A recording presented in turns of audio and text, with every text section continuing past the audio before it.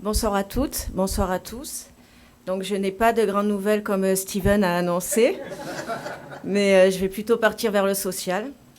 Donc dans le cadre de mes fonctions au sein du pôle Solidarité et Famille, qui sont plutôt orientées vers les personnes âgées et tout ce qui touche à la santé, j'ai l'honneur de présider la commission d'allocation d'adultes handicapés. Pour cela, nous avons décidé de relancer la Semaine bleue qui s'est déroulée au mois de novembre. La semaine a commencé par une journée d'information où les personnes âgées, toutes les personnes âgées du territoire, ont pu bénéficier d'informations, de prévention, d'activités qui se sont déroulées tout au long de la journée.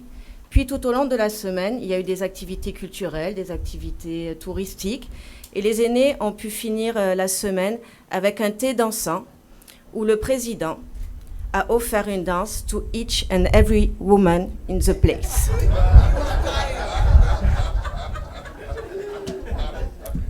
Revenons au sérieux. Il faut savoir qu'en 2022,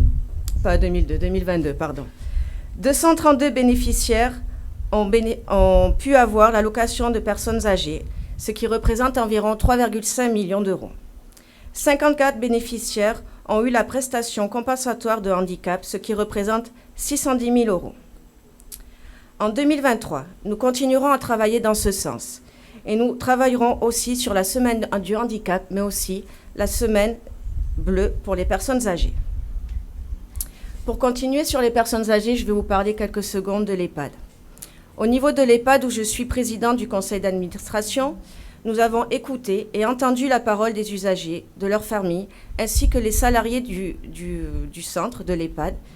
Et le président et les vice-présidents ont donc opté pour la dénonciation de la direction commune tripartite entre l'EHPAD, l'hôpital de Saint-Martin et l'hôpital de Saint-Barthélemy, et souhaitent le recrutement d'un directeur à part entière, tout en restant sur le statut de la fonction publique hospitalière.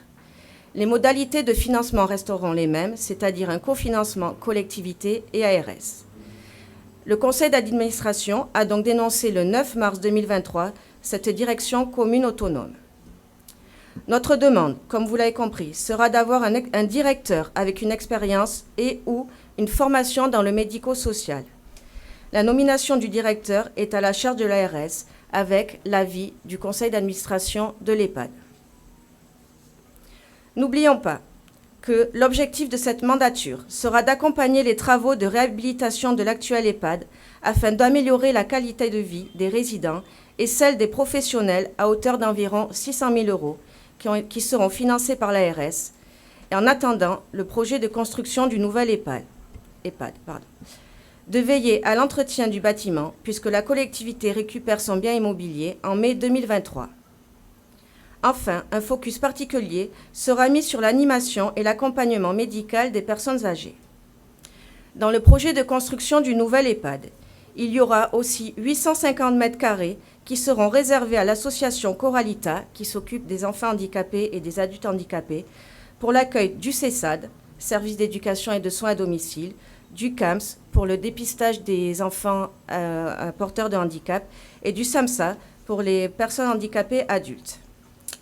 Pour finir, et pour partir un petit peu vers le sport, en l'absence de M. Marc Géménard, qui n'a pas pu être là ce soir, je vais présenter les missions du Centre d'excellence et d'éducation par le sport, où je suis aussi secrétaire. Il s'agit d'optimiser les dispositifs existants, mais aussi de renforcer les moyens par l'action d'une démarche structurante, par la création du Centre d'excellence et d'éducation par le sport.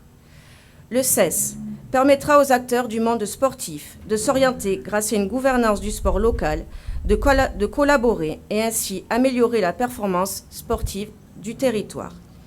Les missions du CES seront de structurer les jeunes dans leur rythme de vie, en général pour mener à bien un triple projet, scolaire, sportif et social, de concentrer des jeunes U13 à U15 de plusieurs disciplines sportives, de mettre en place des conditions de formation sportive scolaire et professionnelle avec les acteurs locaux impliqués, de favoriser le bon développement de ces jeunes à travers la mise en place de rythmes de vie, sommeil, alimentation, récupération, et enfin de mettre en place un suivi médical régulier.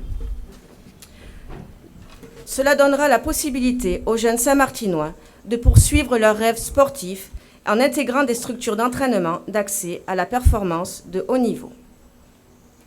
C'est promis, nous continuons le travail et je vous remercie pour votre attention.